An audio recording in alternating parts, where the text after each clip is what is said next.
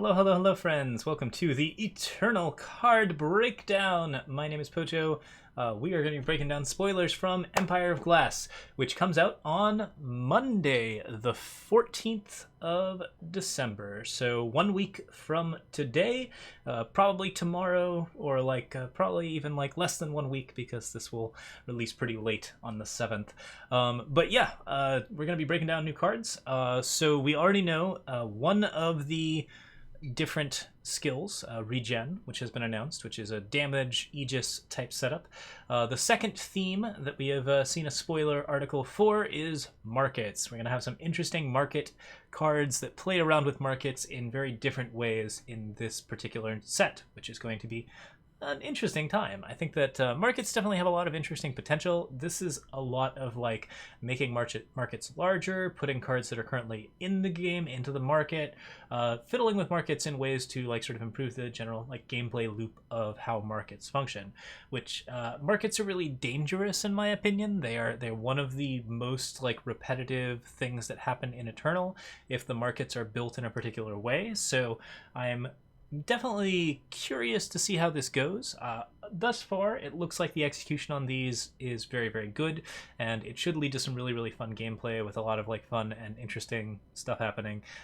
Cards like Arms Race definitely are in that sort of line where it seems like it's going to be a lot of fun to play with them, and they aren't going to make it so that everybody's deck is exactly the same market all the time. So there's a lot of exciting stuff to happen, but we are seeing markets come back, we're seeing bargains come back, and we're seeing a lot of interesting market shenanigans. So let's get into the spoilers, shall we? Arms Race. Your units get +1 strength. Each unit in your market gets +2 strength.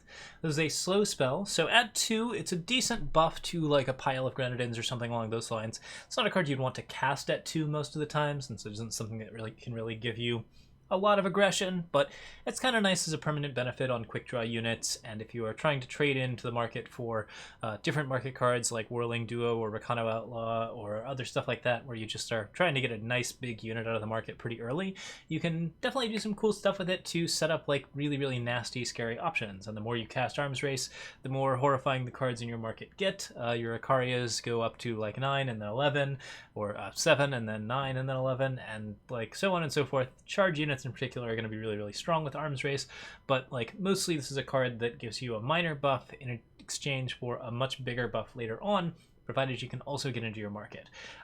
Fire going into the market is not terribly common, and so picking up a particularly big unit may not actually be the thing that you want to do out of your market. I don't think this card's particularly powerful, but I think it has some interesting options in draft games, because market cards are going to be, I think, fairly common in draft. There's actually a lot of different ways to put cards into your market, and there are also a lot of ways to fetch units out of the market, I believe one of which we will be seeing fairly shortly. So yeah, this is a card that has some potential as a draft card. I don't know if it's an expedition card or not. I think it's very unlikely to be enthroned, but in all of those situations, definitely has some potential. Okay, so where are the rest of our market cards? Molder Muck is up next. Molder Muck is a 4/4. It is an ooze. This is actually, this is not a market card. This is a Cassandra's new card from the creation thing, the influence create your own card setup. Yeah, this is the Ooze for Cassandra. It is a 3-cost 4/4. It has decay, and when Molder Muck attacks or blocks, it deals a damage to itself, and then you play an exact copy of it. So it's a 4/4 that when it blocks or attacks, it turns into 2 3/3s. Same thing if it, in either situation, it'll turn into 2 3/3s, and then the 3/3s will turn into 2/2s, and the 2/2s into 1/1s, and then eventually the card will die. But if you can get any sort of big buffs on the card, for example, increase the health of it by any means, then it's going to get even more frustrating to deal with. Obviously, you really want to kill this card with hard removal or direct damage, as opposed to forcing it to get into a blocking situation. But it can definitely rule the board due to the fact that it's a fairly cheap unit that has a fairly good cost. It will block as a 3/3 because it will deal the damage to itself before anything else happens, but it will block as a 3/3 with decay, and a 3/3 for 3 with decay is definitely not a bad deal, especially when you're getting a new copy of this card. This is a draft bomb in rare. I think you can just do some pretty amazing stuff with it. In Expedition, I think it'll gum up the works enough that it actually will be a pretty good control card. Should really respond very well to like general meta because it's just a nice, efficient beater that also happens to turn into a bunch of other nonsense.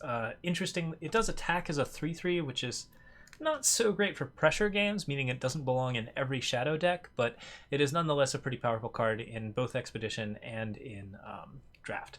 In Throne, who knows? Certainly a card that you might want to make some use of. I think having the split effect is very, very nice, but you have to be like in a meta where spells that remove the card are not that common, I think, because other than that, it doesn't actually do anything on board immediately. I still think it's a super strong card, very good design. I like the splitting ooze very well. This is a pretty common theme for oozes, and it's just like really well done here. All right, getting back to them market cards, right? Let's go ahead and get ourselves an Arcgrafter. Pretty please, Arcgrafter. Rustcrafter, that's the one. Okay, next up is Rustcrafter. Trying to spoil these in order, but they got a little out of order in our documents, so. All right, Rustcrafter is a 2/2 with Decay, which 2/2 for 2 with Decay, already a pretty good unit. Ultimate, pay 3 to swap a card from your hand for a red card or a factionless card from your market, then give a unit in your hand +1/+1 in Decay. Some notable things about this: this is a non-flying Valkyrie. I believe it's the first non-flying Valkyrie. It's also a red Valkyrie. It's not the first red Valkyrie, but there are only a few of them, and they are all in this set. So red Valkyrie are definitely coming out. We're going to see Recano Valks be something of a thing. This, of course, gets you the ability to market really, really efficiently.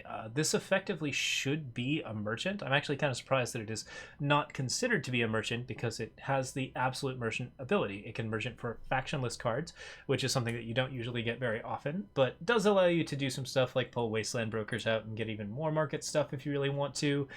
There's a lot of like interesting, fun shenanigans that you can do with that. So turn 2, play a 2/2, turn 3, market. That seems pretty neat. You already get the unit out there, so you're not like trading extra for it. It costs a little bit more than your standard merchant effect, but when you do it, you also get to give the unit +1/+1 in Decay. Sorry, I said deadly. +1/+1 in Decay, which means that you can make like damage dealing units into really big monsters that kill everything that they touch, or you can make something that you need to get a little bit bigger into something that is much bigger.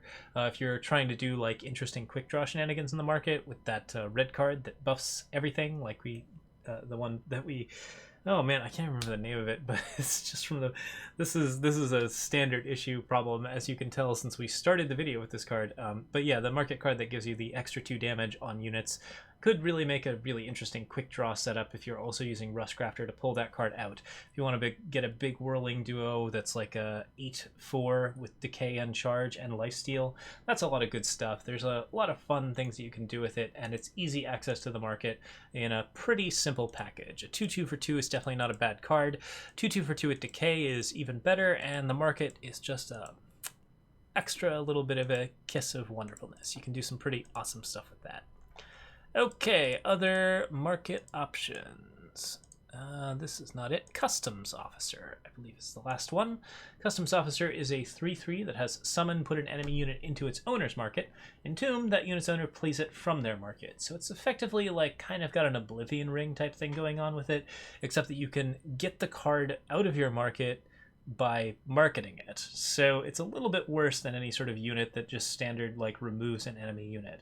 Still, it does take the unit out of commission for as long as the customs officer is in play, and if you can remove the customs officer or silence the customs officer, that unit stays out of commission until it is marketed out, giving you the card advantage that you're looking for. I think this is a pretty reasonable unit overall. It seems a little underpowered as for 3/3, but cards that have this type of effect where they just remove an enemy unit like straight up are actually just generally really powerful. This one has a lot of caveats to it. There are a lot of ways to get the unit back. There are going to be ways that your opponent will very likely have access to, and if they want to do that, they can do it without having to deal with the customs officer at all. It's also pretty vulnerable. There's a lot of easy ways to kill it. So yeah, there are enough caveats on this that it may not be the strongest choice in Elysian, but I think that overall, it just gives you too many things that you can do, and also you can steal the card from their market or do something interesting along those lines. There's some fun stuff to be had here. If you're playing this in like a Pony Snatcher, like purple, yellow, blue deck, that seems like a lot of fun. So yeah, there's some interesting potential to play with this card, and I think that the just removal on board is something that will interest Spikes and will probably fit in a deck or two in Throne, Expedition, or Draft. Draft, it is clearly a pretty good card because there's going to be a lot of ways to sort of make sure that you can set that up with like bounce and silence and other things to make sure that you actually get the value that you're looking for. All right, one last market card. We have a bargain. It's Invasive Species. It's a 2/1 Reckless. Entomb, add a copy of Invasive Species to your market, and Bargain, hit the enemy player while you have no cards in hand. Because it has Bargain, even if you don't have a market, you can put one copy into your market on top of the 3 cards in your deck, or you can just have 4 of them in your deck. They will put themselves into the market every time that they die. 1 cost 2/1 with an ability that gives you the ability to potentially play more of them is pretty useful. This gives you some neat card advantage. I think the Reckless is kind of the big difficulty here. This is not like in line with like Snowcrest Yeti or other cards because it can't effectively block in certain situations. However, if you're playing a pretty aggressive deck with some market shenanigans, this is clearly something that can get a lot of value out pretty quickly. I think that like the bargain on this is pretty interesting. The thing about it is that hitting the enemy player may actually be very difficult while you have no cards in hand, but you can often do something like throw a Rampage on a unit to take the last card out of your hand and then get both the hit to play the Invasive Species and just like slam a bunch of them as a result. So if there are more cards along this line, there potentially could be some really interesting plays with it.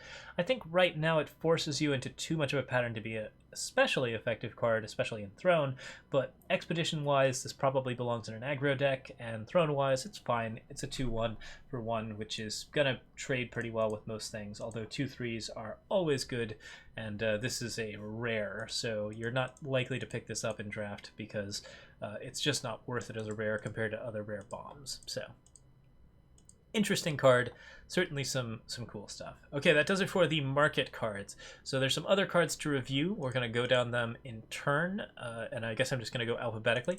We'll start with Ire, Ageless Behemoth, because yes, Direwolf does design cards with specifically me in mind.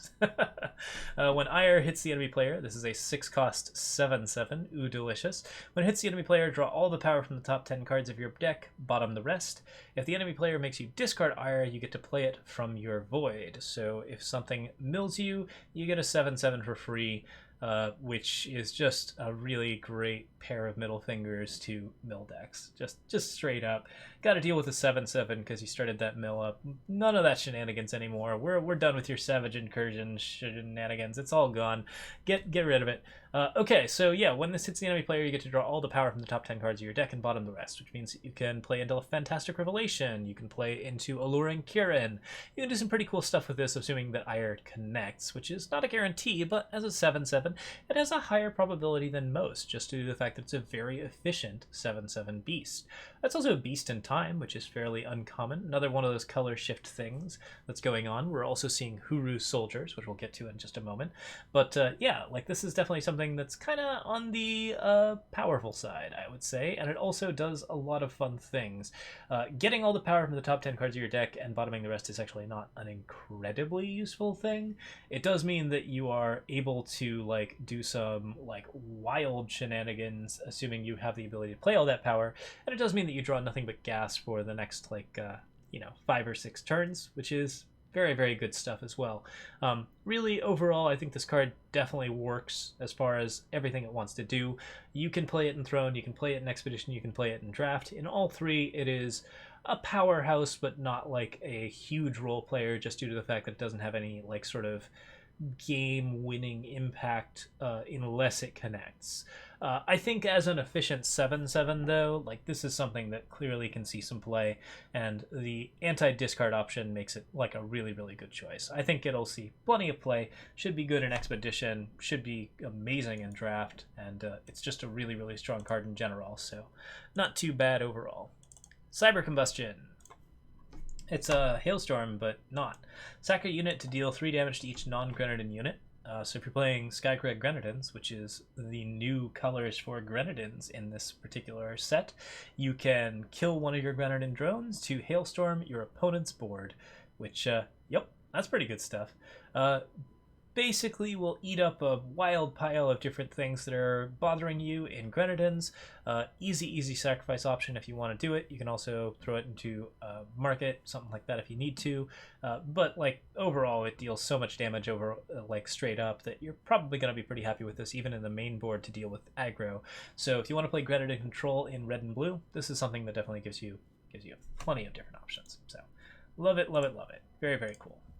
Oh, someone is pointing out that you can use Ire Ageless Behemoth with Wasteland Broker to just immediately counter out a mill deck. So if you don't want to put Ire into your main deck, you just put in the top 20 cards 4 Ires and then make them mill you for any amount. Pretty good stuff.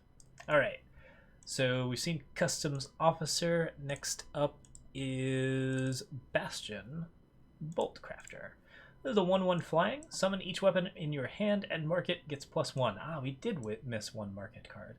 So, yeah, pretty straightforward 1/1 flyer. It is a Shadow Valkyrie, so looks like there are Valkyrie in red and purple in this format, which is fine. We've definitely seen Shadow Valkyrie before, and we can now get Valkyrie in potentially 3 colors, which is very neat.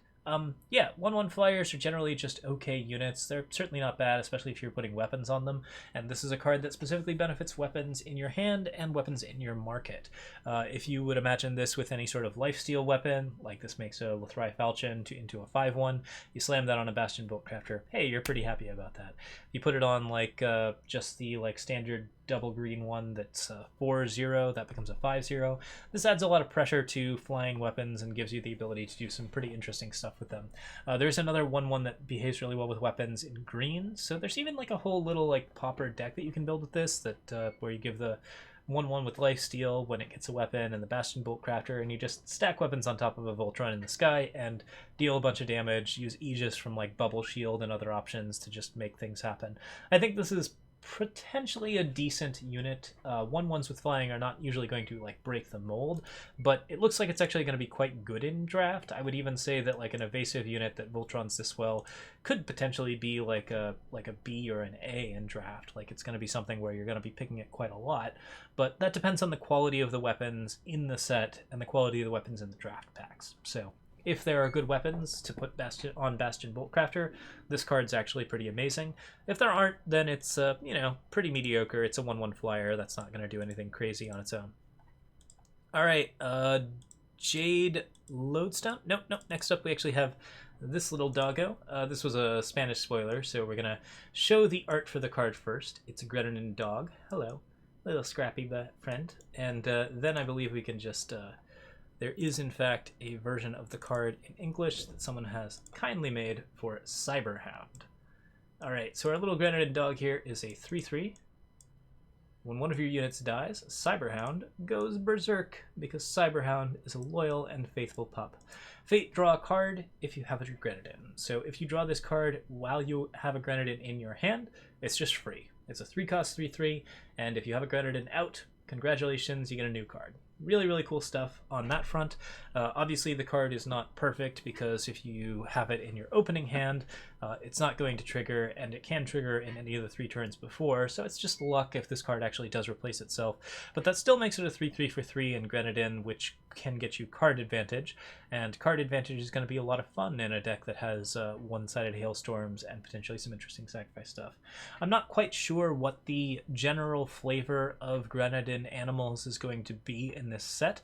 We know that there are going to be Granite dogs, Granite pigs, Granite birds, any number of interesting Granite, but yeah, this is something where we are going to see a little bit more of the Granite as they come out, and what kind of tribe they actually are going to end up being, and hopefully we'll figure out something cool with them. So yeah, should be cool. All right, next up we have Jade Lodestone. This little buddy is a 1-cost Sentinel relic, or it's a 1-cost relic that is 4 Sentinels. It is not a Sentinel relic, but 1 summon, stun each enemy unit with +1 strength, or with 1 strength or less. So all the 1/3s, all the little guys that might do blocking, all the little 1/1 flyers. Not an amazing effect, but also has pay 1, exhaust a Sentinel, and sacrifice Jade Lodestone to pay a Justice Sigil from your deck depleted, which means that For 2, you can ramp yourself with a Justice Sigil, assuming that you can exhaust a Sentinel. Overall, neither of these effects are on the high end. Ramping is definitely useful in green, and playing Justice Sigils is usually pretty good, especially if you're trying to get into a lot of big Sentinels from a lot of little Sentinels. The question is, are there any little Sentinels? Because if there aren't, then Jade Lodestone really only ramps after you have played other things. So like if you pay 4 for a Sentinel and then exhaust this to get another power, that's like potentially going to be a thing, but I think that overall, like, it really depends on where the meta lies if this card is going to be any good. If there are a lot of enemy units with 1 strength or less, and if there are like actual Sentinels that cost very little, then maybe this card is good. But otherwise, it's just a cheapish relic with a really interesting effect that could have synergy with anything that has synergy with cheap relics. Alright, Vicious Overgrowth. Overwhelm, deal 3 damage, amplify 2, add a random blue card to your market. Let's hope this is part of a cycle. So yeah, this throws just more market cards into your market. So you can play around with them with whatever market shenanigans you want to play with. Can get your market up to a huge size. You can play with like 10 cards in your market if you want to. And, you know, it deals 3 damage at 2 with Overwhelm, which is not bad for a slow spell. Certainly is removal, and it's even decentish removal in blue. It's not like Ice Bolt level, it's not necessarily as good as Permafrost, but combined with the extra card advantage, well, not extra card advantage, but the extra options, could be kind of interesting. The main disadvantage to this is that it will never, ever, ever be more than a 1-for-1. It will frequently not be a 1-for-1, and the Amplify ability may just not give you anything. Like, it may just throw garbage into your market. You don't have to take the garbage, which is something, but like having that garbage in your hand is usually more useful because then you can discard it, trade it out for stuff, do a lot of interesting things with that. So yeah, Vicious Overgrowth could win you some games, but like how many times are you actually going to pay for that Amplify? That's the question. I think the random ability is very, very interesting, but it's basically something you do when you have nothing else to do. So we'll see if that card sees a lot of play, but my suspicion is that the design of the card does not adequately support the kind of stuff that you want to be going for.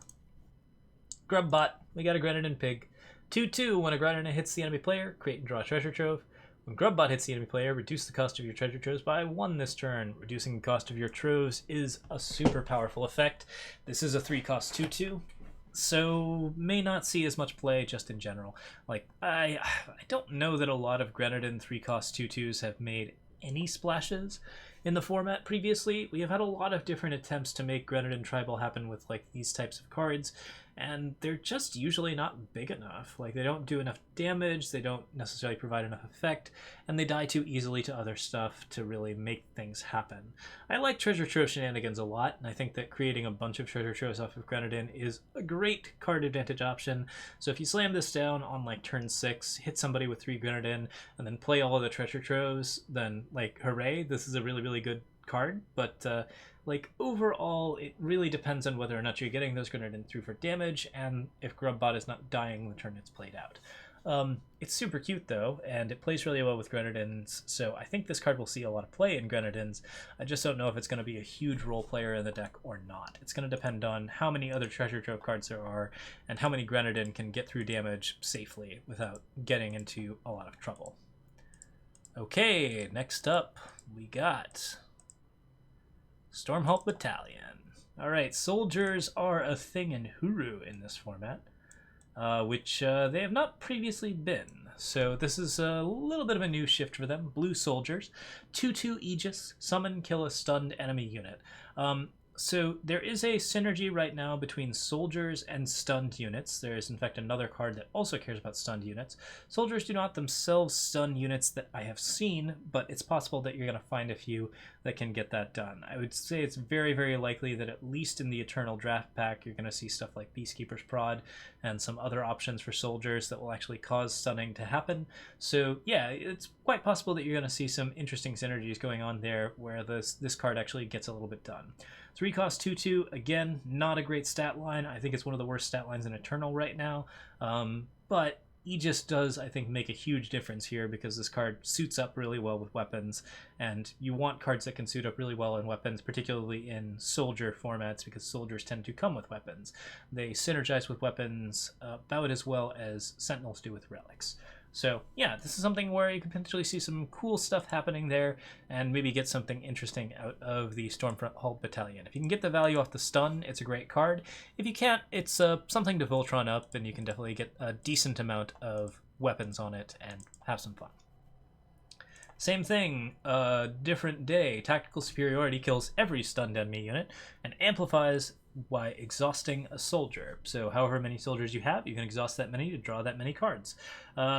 If you are killing a bunch of stunned enemy units after a crystallize or something like that, this is a great way to refresh your hand. On the other hand, if you have a lot of stunned enemy units and a lot of soldiers down, you might already have the tactical superiority and they might just be dead. So I question whether or not this is going to be a good card at all. Even so, like paying 4 for it, exhausting a single soldier and drawing a card and killing something that's going to be very, very dangerous on the next turn is a pretty good thing in draft. So this is probably something that definitely sees draft play. I'm skeptical of its value in Expedition or Throne, but I could see it in an Expedition deck. I think it would be pretty low pick, but in the niche soldier deck that actually functions, and depending on how many stuns soldiers actually get, that could potentially be like on the stronger side. All right, time for the big Wrath. You ready? It costs 9, so it's not as big as the Harsh Rule or Shenra Speaks, for sure. It doesn't have any cost reduction either.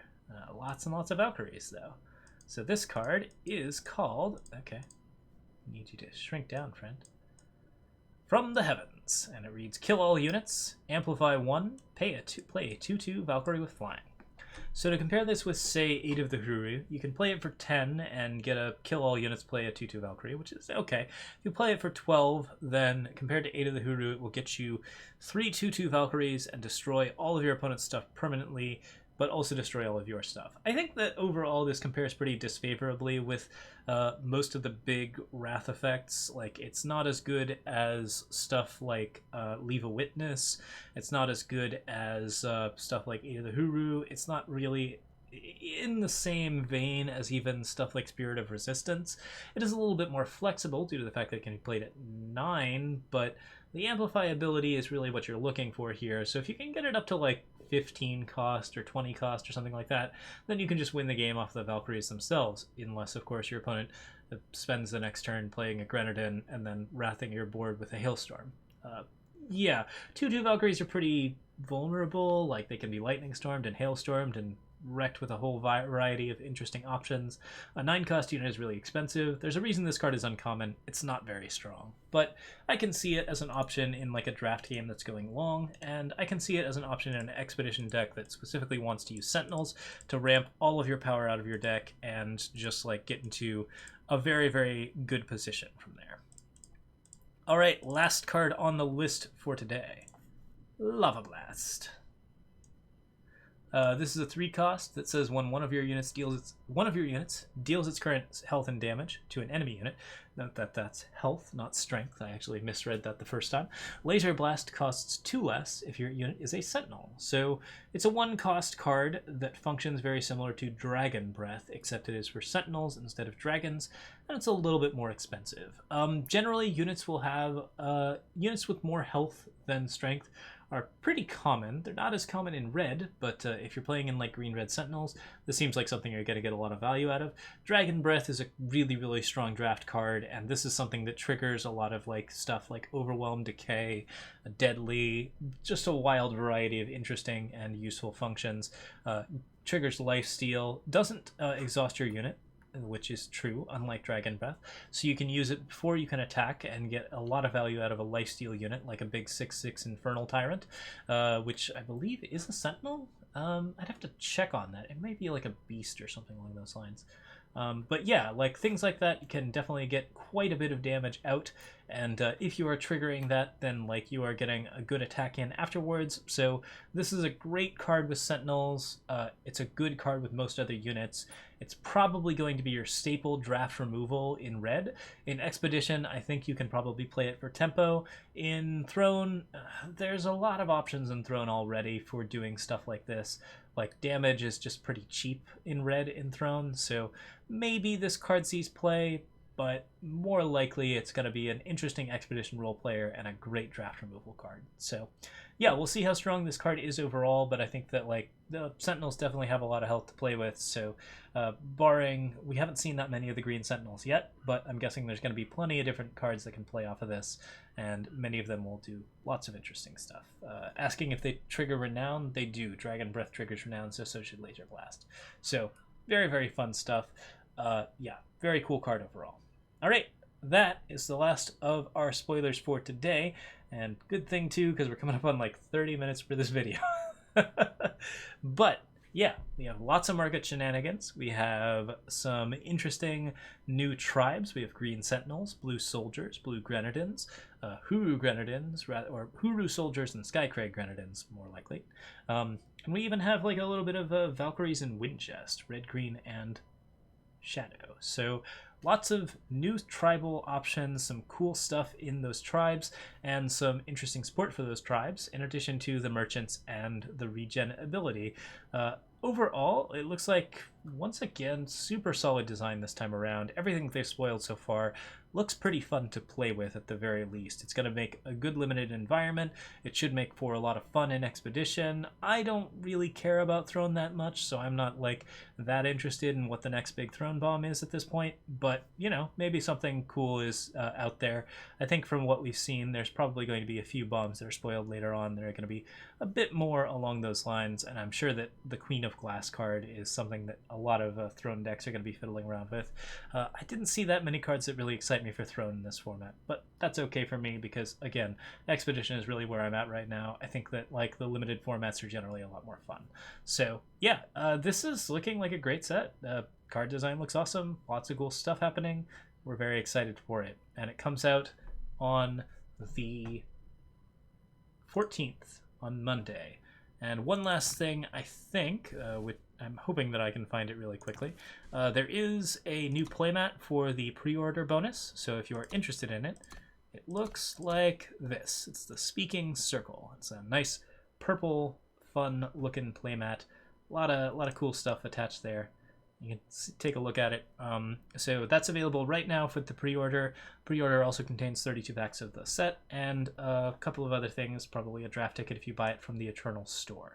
So keep that in mind. But yeah, I hope you're getting hyped for this set because I'm getting super hyped for this set. And yeah, we'll see you all next time with more Eternal spoiler breakdowns and probably some Eternal brews. We got, I think, 2 decks currently in the queue, so we should have some very, very soon. See you next time, everyone. As always, I'm Loco Pojo. I'm on Twitch, YouTube, Patreon, and Twitter, all under that name, and you can go ahead and pop by there anytime to support the stream. Thank you so much. Have a lovely one.